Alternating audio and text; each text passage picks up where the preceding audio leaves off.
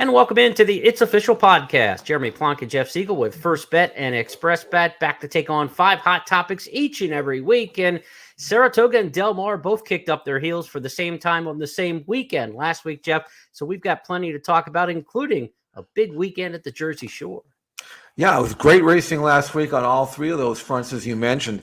Del Mar kicked off and went down to Del Mar, spent a couple of days there. That was kind of fun. Watched all the races, of course, at Saratoga. And then Monmouth Park had the Haskell. And we keep getting a new 3-year-old popping up every week. This one might be for real. Go Rocket Ride. We'll talk about him in a minute. But a good racing last week. And again, it continues on again this week. Pivotal race at Saratoga, the Jim Dandy for 3-year-olds. We'll be watching that and some very good races here, including the grade 1 Bing Crosby at Del Mar. So keeping us busy.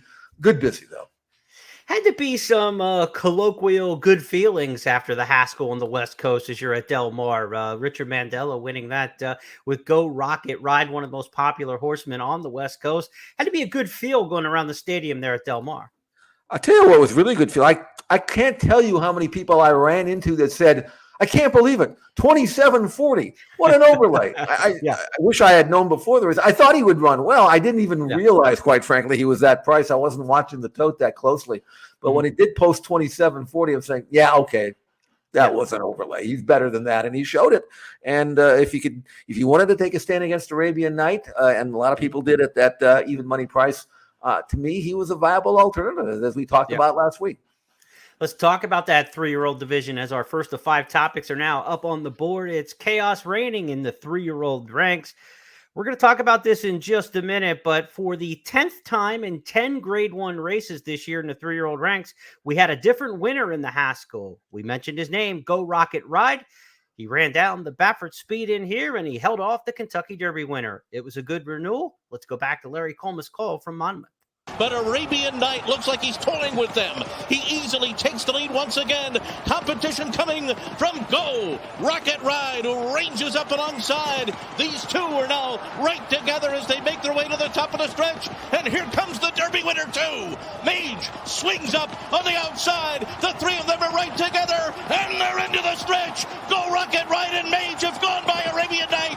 It is Go Rocket Ride, Mage on the outside. The 2 of them will battle it out in the Haskell. Go Rocket Ride, the Californian, the Kentucky Derby winner Mage. 1-2 down to the wire. Go Rocket Ride. Richard Mandela comes back and wins the Haskell. Mike Smith aboard by 2.5 lengths. Mage was second. Arabian Night was third. Extra and Yeho was fourth in 1 minute 49.52 seconds. When Mandela comes to Monmouth, he means business. That's the pun there from Larry Coleman. It was the first time since Dixie Union had won the Haskell that Richard Mandela had been back with a horse in that race. Reminded me a little bit of Mac Miller when he had that long gap and he hadn't been back to the Kentucky Derby. And then he showed up in 1993 with Sea Hero. And they said, what took you so long to get back? He said, I wasn't coming back until I had a horse who could win it. And he did. Mandela, I mean, the same kind of thing here. You know, Dixie Union more than 20 years prior, wins the Haskell and does it impressively. Now, just 4 career starts, I think, for Go Rocket Ride, lightly raced horse with a lot of upside. Let's take apart the Monmouth race, the Haskell a little bit here, Jeff. Look, we had the Derby winner who ran well. We had Arabian Night who came up a little bit short on the first start after a long layoff. So there's a lot to unpack and take away from what was really a good renewal of the Haskell. The thing that impressed me the most was not only the fact that Go Rocket Ride, who broke his maiden sprinting from the rail, and sometimes when you do that on the lead, the horse, the colt, or any horse gets into his mind, I got to bust out there and go. And Richard has done with Go Rocket Ride what he did with Beholder many years ago, where she was a very, very fast horse, and he was able to get her to learn to relax, switch off, and go 1.25 miles. And Go Rocket Ride looked like he had that in him as well. But now this is a colt that just relaxes beautifully. He's so handy, push-button colt. And what was the most impressive thing about this race to me was they kind of double-teamed him, you know, in a sense that he had to do the dirty work and put away Arabian Night. And just as he did that, then Mage comes up on the outside of him, and he has to shrug him off and draw away. So this was no easy trip. I mean, he had a clear sailing, and he was where he wanted to be, but he really had to dig down twice and find that reserve energy, and he did it in just his 4th career start. I was blown away. I mean, that to me was terrific. The triple-digit buyer number was very solid for sure. Mage ran his race, although we speculated he probably wasn't 100%, and he probably wasn't, but he ran well. Yeah. Arabian Night, though, I got to be honest. He disappointed me because he had trained like he was fit. I'm not going to say he was short or whatever. Right. Got a great trip. A little keen early, but so what? He didn't put up a lot of fight though at the top of the stretch when he was challenged. That maybe he's a miler. Maybe that's what he'll be his thing. But I like this race a lot, Jeremy. I think we've got a really, really good colt, and he's in the right barn. That's for sure. And one thing too is the clubhouse turn. Mike Smith gave away 3-4 paths. He was 3-4 wide on the clubhouse turn despite having the rail. He didn't want to get up into that mix. There was a horse, a long shot, who was on the lead and being a little bit ranked. There was another ranked horse involved. So Smith kind of took Go Rocket Ride out in the 4 path around the clubhouse turn. You typically don't want to give away ground there, and then still proved to be solidly best. This was a very impressive performance. Now they'll go to the Pacific Classic perhaps next as the stated goal for Mandela, take on the older horses, stay at Del Mar to go the mile and a quarter instead of coming back, say, East Coast for the Travers. That's where we'll see Mage next. I don't know about Arabian Night. I don't know that you go on to the Travers after that performance and try to go longer from there. Like you said, maybe a mile is best for Arabian Night. Breeders' Cup Dirt Mile at Santa Anita this year would be a potential home game. That would seem to me like the kind of path that you might want to take with Arabian Night, but we'll see how ambitious they get with that one's next start. Pennsylvania Derby, certainly something that Baffert supports heavily. I wouldn't be surprised if they came back at Parks at 1 1/8 with Arabian Night off of this effort in the Haskell and try that race in September. The PA Derby would make a lot of sense. And in the PA Derby, you've been avoiding some of the heavies too that are heading towards the Travers Stakes. So that might be a really good spot for him. And then you'll see, do we cut back? Do we stretch out? What do we want to do with him if he's good enough to win the Pennsylvania Derby? But some exciting 3-year-olds to talk about now as we hit the second half of the year in earnest. And the summer stakes races coming up this week with the Jim Dandy, the prep towards the Travers, which will be at the end of August, Pennsylvania Derby in September. We mentioned it, Jeff. Go Rocket Ride is the 10th different 3-year-old colt to win the 10 Grade 1 races this year. The first of which came up with the Florida Derby back in late March, early April. That was Forte winning first up. He hasn't added another Grade 1. Angel of Empire, Practical Move, Tapit Trice. Those 4 were the winners on the Kentucky Derby and Triple Crown Trail. Then you have the 3 winners of the Triple Crown races again this year with 3 different winners, Mage, National Treasure, and Archangelo in succession. And then the non-Triple Crown races, or since then, the Woody Stevens for the sprinters. That was Arabian Lion winning that race for Baffert. The Belmont Invitational Derby was Far Bridge, the Pletcher trainee on the turf. And then, of course, the Haskell back on the dirt here, Go Rocket Ride. And that's really the most serious of the summer races we've seen so far. You don't want to look at the Belmont Invitational Derby and some races like that and think too much towards the 3-year-old colt division. But, Jeff, it is wide open. 10 runners, 10 different Grade 1 winners. Whoever gets first to 2 might be the one who gets the Eclipse Award. Right? That's what I was talking with John Lindo about, my friend at the press boxes. He said the first to 2 is going to win the Eclipse Award. Everybody's at 1 right now, which brings up the decision. And I think it might be the proper one. We'll find out that Richard was going to keep Go Rocket Ride in California and take on the older horses. Mm-hmm. Breeding older horses as a 3-year-old in the Pacific Classic is a pretty good thing to have on your resume. Yes. And I think that because he won't have to ship anymore, the Breeders' Cup is in California now. He can run him in the Pacific Classic. He has to think, and as I do, that 1 1/4 will be right up his alley. We'll find out how tough the older horses will be, at least the local ones in the San Diego this weekend. That's the prep for that race. And then you may have some shippers coming in, but I think it's the right way to go. You ship once, fine. You ship twice back to the Travers. It's like a road game. You don't need it. You can win this race and then maybe point for the Breeders' Cup Classic, or maybe even run them in the prep for that. But I tell you what, this is a fresh, improving, really, really good colt, and I'm excited. And I think he's got as good a chance maybe as any to win that Eclipse Award. Of course, it'll all be boiling down to maybe what Forte does this weekend, and then in the Travers, he could probably clinch it with a back-to-back win there. But you never know. It's going to be an interesting second half of the season. And Mage holds that pocket ace. The Kentucky Derby counts probably double. So if Mage gets one more victory, it's over. Kentucky Derby +1 in one of these big races, I don't think there's a race to no matter what else happens, but Mage still has to pull off another victory in order to do that. A decent third in the Preakness, then comes back here and runs the good second in the Haskell. Yeah, the second in the Florida Derby to that as well. So, there's a lot going for Mage as far as the championship honors, but Go Rocket Ride could control a little bit of his own fate right now. I would say if there are two horses that kind of control their destiny, it'd be Go Rocket Ride and Mage. I think those two can do the most with one more victory to this point. Let me ask you real quick. We'll cover this Friday in our show there, the first call show. But what are you expecting from Forte this weekend? I mean, blinkers going on. I mean, do you have a gut feeling there? It's a 4-horse field right now that they're looking at for the Jim Dandy with only 4 probables. We'll get entries for it on Wednesday, but it's Forte, Angel of Empire, Hit Show, and Disarm. Find me the speed in that race, right? So it's not going to be a very definitive pace scenario. Disarm probably goes to the front and has a chance to maybe upset the field that lacks other pace because Angel of Empires doesn't have speed. Hit Show has no speed, and Forte doesn't have any early speed. So it's an interesting race and how it would shake out. If it's one of those, it's a canter, and then they all try to finish, then Forte's definitely in the ball game because we've seen he wants to beat you, right? Even in the Belmont, he was coming and he's trying, and he's the kind of horse who's going to give a max effort. If he's in the race at the head of the stretch, he's going to make the horse in front of him work. It's just a matter if he can get to them. So it's going to be pace dependent. If I'm Pletcher, I'm trying to find somebody else to throw in the race to put a little pace in there. Even what happened to the old days of a rabbit for a horse like that? I mean, this would be the perfect scenario for it. I would think in the Jim Dandy. Well, you know me, I've been trying to get Disarm on the lead since the Louisiana Derby, so maybe he'll finally do it. Mike Rapoli, of course, who owns Forte, is still kind of bitter about his colt being scratched. You think? On Derby Day? I mean. He says it was a story today. Horse Racing Nation said, if I can't make change in the next 3 years, I don't see myself being in this game after that. I guess he didn't say what changes he wanted to make. I'd be curious to hear him. Right. Maybe one of them is like if you're the owner and your horse is sore and the vet scratches, you can overrule the vet. I don't know. Maybe that's what he's mad about. But we'll see what happens there. The guy pours a tremendous amount of money into the game. I'll tell you what, if he pours as much money into St. John's basketball as he does horse racing, then Rick Pitino is going to win 10 straight NCAA tournaments, I think.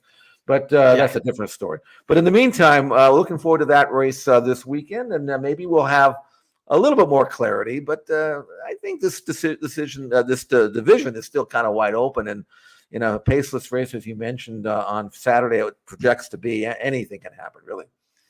It's going to have a lot to live up to the Haskell. I know the Haskell wasn't particularly fast, 149-3. I think 100 buyer was what they gave the winner. Okay, it's decent. It's not great, but it's decent. It wasn't blazingly fast, but still, the horses who were in there, the credentials that the Derby winner came back and ran a good race like that.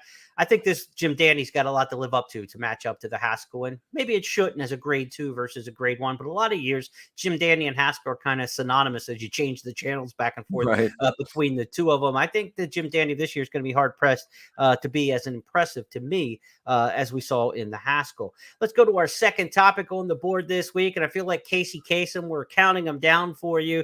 Simple Minds, Don't You Forget About Me is Jeff Siegel's headline for our second topic. And he's talking about the filly named Nest. She hadn't been out since last year's Breeders' Cup Distaff, but she came back in a big way Sunday in the Shoe V to beat Clairiere. And Nest makes her move for the lead. Nest is the new leader. Clairiere just 2 lengths behind Nest. Nest trying to get away right now with a quarter of a mile to go. 6 furlongs in 14-2. And Nest floats to the center of the track. Clairiere 2 lengths behind in second. They're a furlong from the finish. It's Nest in full flight. Clairiere still with 2.5 to make up. $5 million in earnings between these two daughters of Curlin. But it belongs to Nest, who comes back in style and finishes full a run to score in the Shoe V by 2.5 lengths.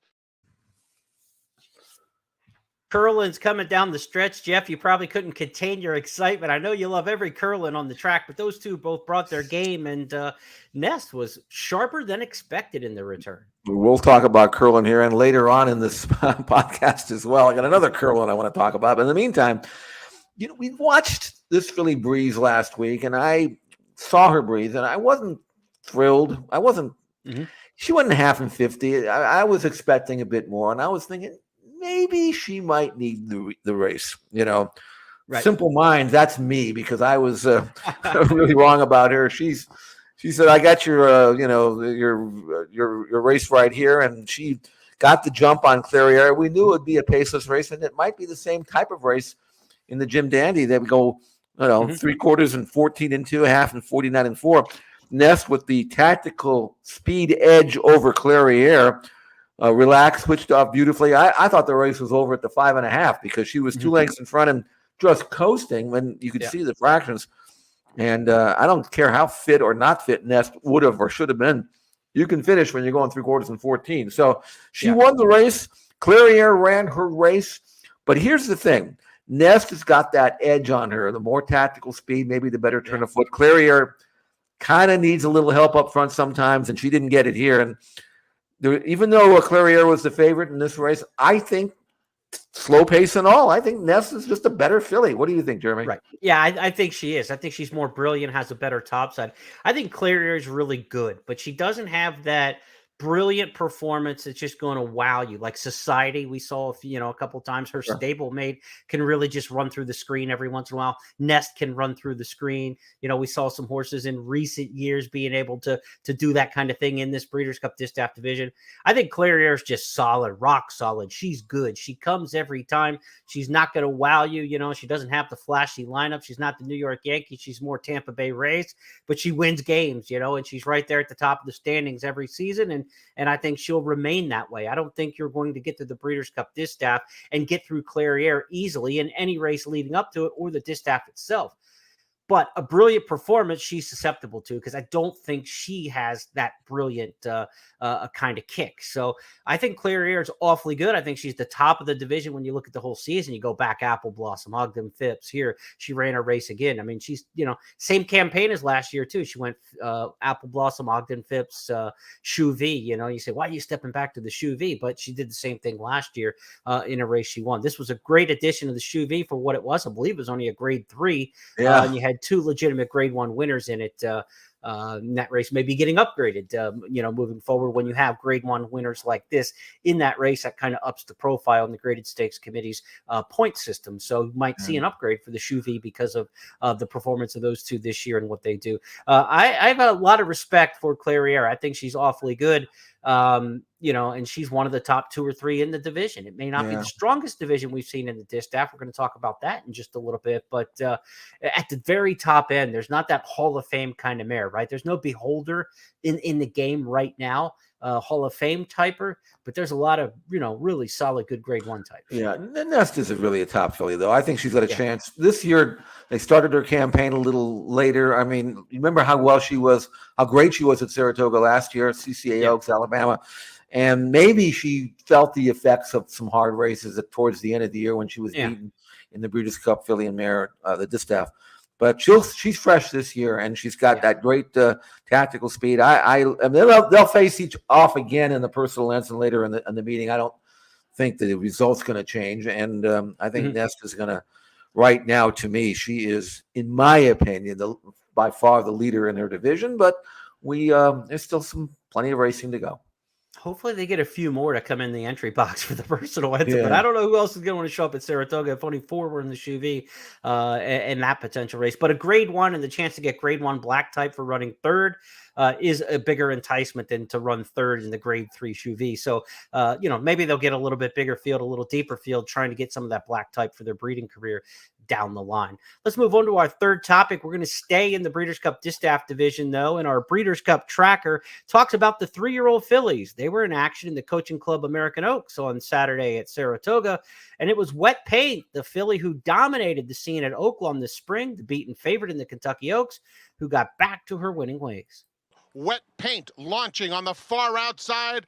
They're at the top of the stretch, 3/4 in 112 and 2, and Sacred Wish has opened up 3, trying to fend off Wet Paint, who's closing ground, but Sacred Wish still has a 3-length lead. Wet Paint is coming to her. These 2 will hit the wire together. Sacred Wish, Wet Paint, Sacred Wish, Wet Paint surging under Flavia and Pratt to win the Coaching Club American Oaks.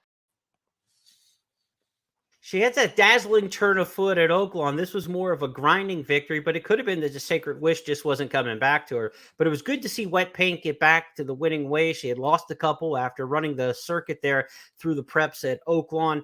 Good performance here for the Brad Cox trainee, and she would seem to have more future ahead of her. She's just kind of a tough campaigner. She is, and I admire her, although this race changed shape when Hoosier Philly had to come out. She would have been, right, based on what we saw here, the controlling speed. And it may have been tough for Wet Paint to outgrind that Hoosier Philly, if the same Philly that we saw at Ellis would come back and win here. But without her in the race, it was a slowly run race. Also, Southland, who both of us, I thought, had a decent chance, stumbled badly at the start, lost all chance. So not the most definitive race. And you watch Wet Paint and do her winning, and then you watch Nest, and right now I think there's a massive gap between the 3-year-old fillies. Pretty Mischievous is pretty good, but the rest of them, I don't think they match up with the older horses. Let's take a look at this Breeders' Cup Distaff division as it stands now as we hit the end of July. Here's some of the top 3-year-old fillies in here. Pretty Mischievous, Wet Paint, of course, Pretty Mischievous, winner of the Acorn and the Kentucky Oaks. How far will they want to go with her after turning her back to the mile? Gambling Girl did not run her race in the Coaching Club American Oaks. Feza, Darth Vader, Defining Purpose, Tax, maybe some regional types there, but are they on the national scale of the older fillies and mares, which are led by Nest and Clarier that we saw in action in the Shoe V? Secret Oath, last year's Oaks winner, hasn't quite been the same this year at 4. You've got horses like Search Results, who was the big favorite and beaten this past weekend over at Monmouth in the Molly Pitcher. Amore's gone west and won. Shotgun Hottie was a rising winner this weekend, pulled the upset in that aforementioned Molly Pitcher. Fun to Dream, a West Coaster for Bob Baffert, who was defeated on the square out there by Amore when she went west a little bit earlier this year. Jeff, this is not, like I said, I just don't see Hall of Famers in this year's Breeders' Cup Distaff division, but where we stand right now, we could be looking at, a deep field if we can get, unless Nest like stands out in the next race or two, there's nobody here to scare anybody else away. Right, and that race, traditionally, the Breeders' Cup Distaff, if you're going to point at one race, it usually has a small field. That's it. There's usually a pretty good discrepancy between the best and you would think that there would be more in there just to get that valuable black type grade 1 placing, if nothing else.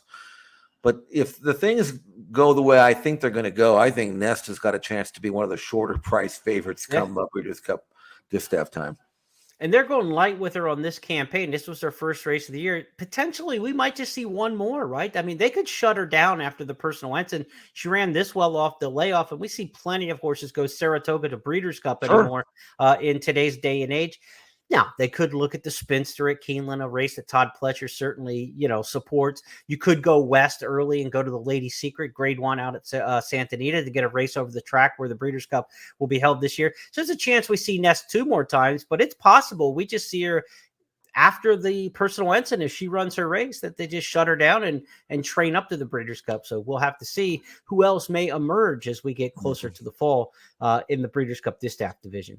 Let's go to our fourth topic this week, and the claiming game is something that doesn't usually make our show, but when one of the claims starts running through the screen at Saratoga, it's something worth taking a look at.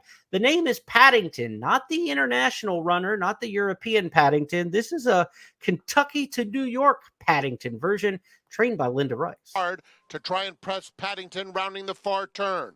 What's Up Doc is 3 behind them in third, followed by Hang Tight in spite of trainer and Centavo, 112 and 3 for 6 panels, and Paddington shaking loose again. Opening up 2 on Deputy Connect, and Paddington turns for home in command. What's Up Doc is in third in the center of the track. They're coming to the 8th pole, and it's Paddington clear by 5 easy lengths. Gets a reminder to finish the job as What's Up Doc takes up the chase on the outside of Deputy Connect. A no doubt about it win for Paddington. Ortiz sweeps the double. Paddington by 7. So fresh off the Ellis claim last time, won by about the same margin at Ellis last time, Jeff. Claim for $50,000 out of that one from the Brad Cox barn, Windstar Farm and Company owned.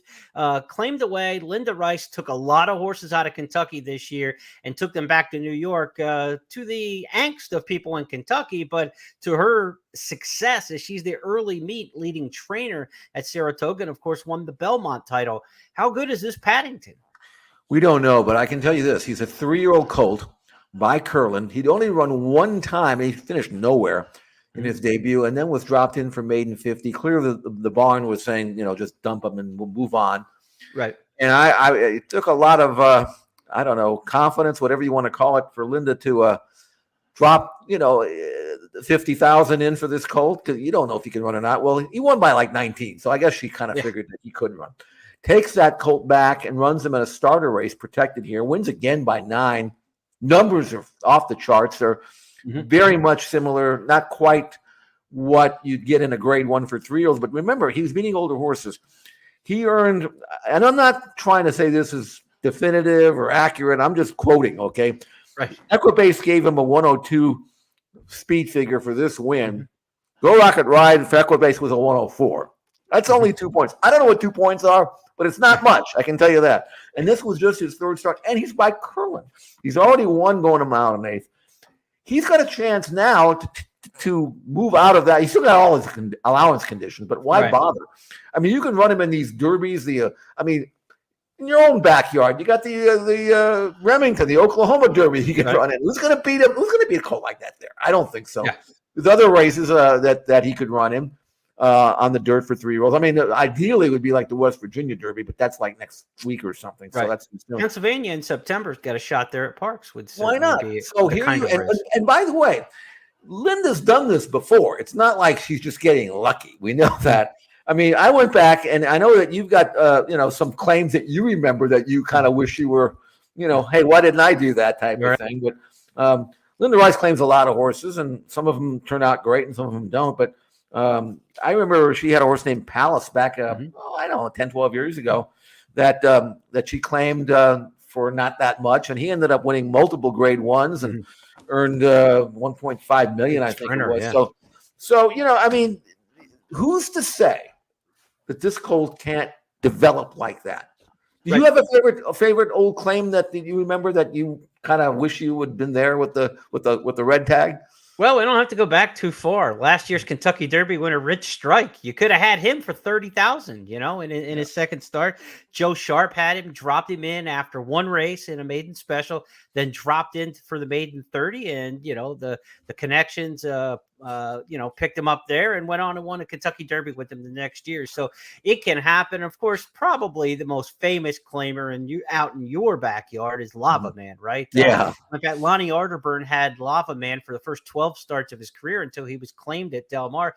Lava Man debuted for a 12.5 maiden claiming tag at Stockton, Jeff. You could have had him for 12.5. I mean, they paid, what they pay for him? I think 50 at Doug claimed him for 50. He'd gotten better, but still, even 50. And you mentioned Lava Man, claimed for 50,000, ended up earning $5.2 million, won 17 races from 47 starts.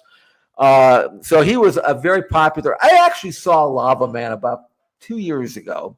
He was still in the barn of Doug O'Neill's. I think he must have been 20 by the time I saw him. He was a pony, okay? But he was the smartest horse I ever saw in my life. They would open the stall door open for him. He'd walk out of the stall by himself, no groom, no handler. Walk down the shed row to where there's like carrots or something. He'd dive into the feed tub with the carrots. He'd eat as many carrots as he wanted, turn around and go right back into the stall. He did not have to have anybody lead him or hold him. He knew exactly where he wanted to go and when he wanted to do it and where he had to go back to after he was done. So Lava Man, you mentioned him for 50,000.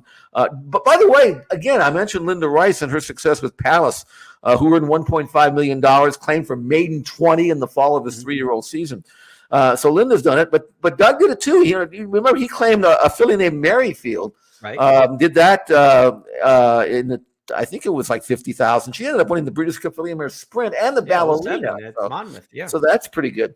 But you know who the all-time greatest claim of all time is? I think. I just want to mention Wishing Well because she was claimed for 32,000. She ended up making 500 and became and produced Sunday Silence. She actually was claimed, but. You remember back, you weren't born. I wasn't even born, but I read about him. Remember Stymie? And we hear about. I know Stymie. the race names for him, sure. Right. Stymie was claimed. Now, this is what you call a claim. Stymie was claimed for $1,500 by Hirsch Jacobs back in 1943, I think it was. Okay. He ended up running 131 times, 35 wins, champion handicap horse in 1945, Hall of Fame in 1975. He earned $900,000, which in 1945 would be the equivalent of earning $15 million this year. Right. That, my friend, for $1,500 is a claim.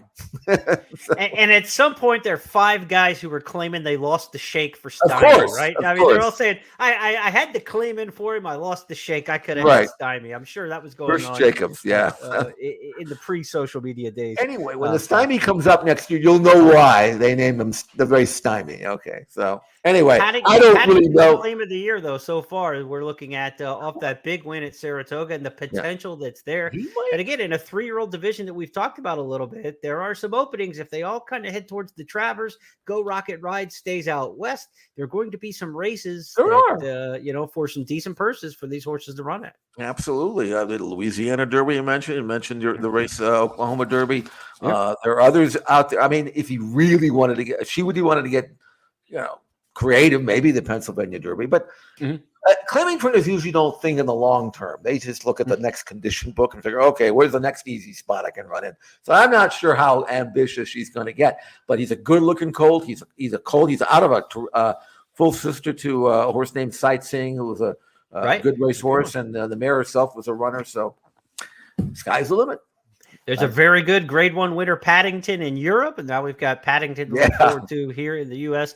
And in the cartoon contest, you saw What's Up Doc was behind Paddington in there. So the moral of the story is bears are faster than rabbits when it comes to horses. Let's go to our Star of Tomorrow as we preview a horse coming off a big maiden win or a debut effort in this spot each and every week. Our 5th and final topic, the Star of Tomorrow. We stay musical. We go to Timberlake and Ellis Park last time out. Let's listen in for the impressive victory on July 21st by Timberlake. Top of the home stretch in Timberlake on cruise control with a furlong to go. West Saratoga is back into second and a long way back to Black Diamond. 1/16 left, and Timberlake tells the field, bye, bye, bye. Timberlake, a much the best reeled-in winner. Star of Tomorrow, Timberlake, the bye, bye, bye. You get the little musical riff in there in the stretch call as well. Jeff, what do you make of this victory for the Brad Cox trainee? I always say that the most important race a horse can run in is not the first one. It's the second one, because that way you know which direction he's going.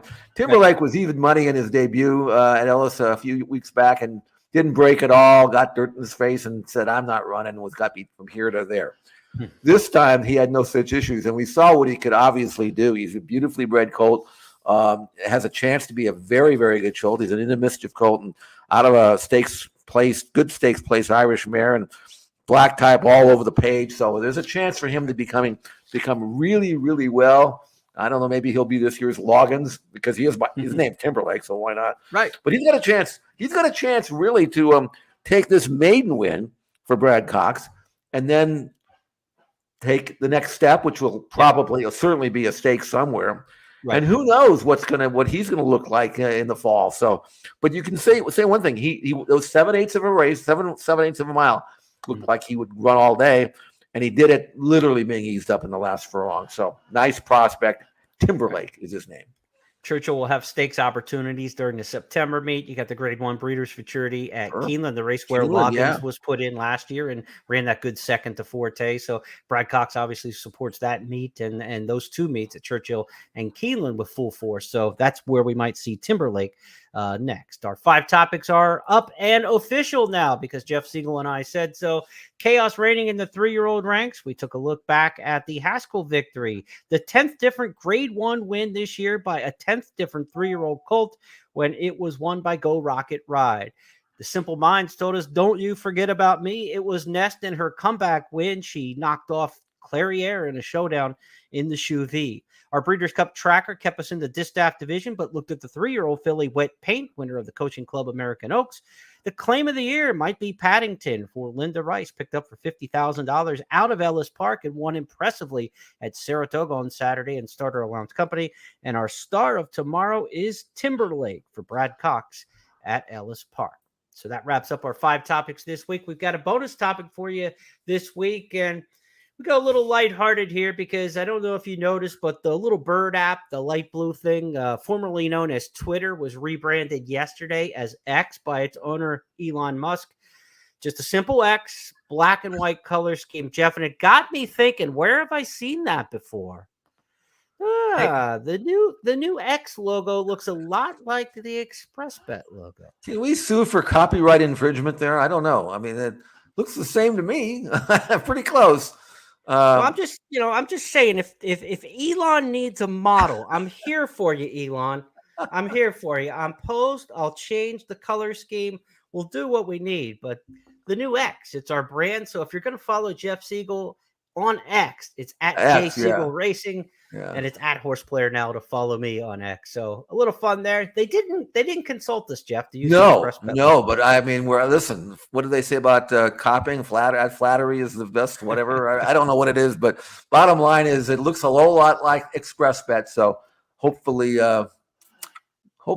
people will put the two together. And I know one thing. When I retweet, I always retweet the ExpressBet stuff. So I think we might end up confusing people. Is this from Elon or from ExpressBet? I don't know. Anyway, we'll live with it. There you go. One last look at the logos, ExpressBet and X, the new social media platform. That's going to wrap things up this week. Some serious, some fun. That's what we do each week on It's Official. And we'll do it all again in 7 days' time. Lord willing, next Tuesday, we'll do it again. Between now and then, Jeff and I have got to get our handicapping shoes on for a big weekend of racing. We've got Grade 1 sprints all over the East, the West, DeFrancis Dash in Maryland. So a big weekend of racing coming up at Saratoga Del Mar and at Laurel Park this weekend. So we'll get handicapping for our Friday podcast. First Call, you can catch that each and every Friday afternoon. Jeff, give you the final word as we head out this week. Well, I'm doing 2 tracks as always. I'll have all the full card analysis and wagering strategies and workout notes for both Saratoga and Del Mar. Did it last weekend. We'll continue on throughout the remainder of the season. So check that out. Free as always at expressbet.com. Get it in the morning and then it'll be all there. And again, looking forward to some great racing. I mean, it's kind of, Jeremy, you and I are very much alike in a sense that when college football starts in a month, we're going to be really overwhelmed, I think. I'm already overwhelmed with all the great racing, and then you throw in college football. I don't know what I'm going to do with myself. I don't know. It's overload, but right now it's all racing for me, and it's going to be great this weekend and throughout the month of August. We can always put sleep on the back burner when it gets to August. That's how it's going to end up. Exactly. Well, on behalf of everybody with ExpressBet and First Bet, my partner Jeff Siegel, I'm Jeremy Plonk. Have a great week. We'll talk to you on Friday on the First Call podcast.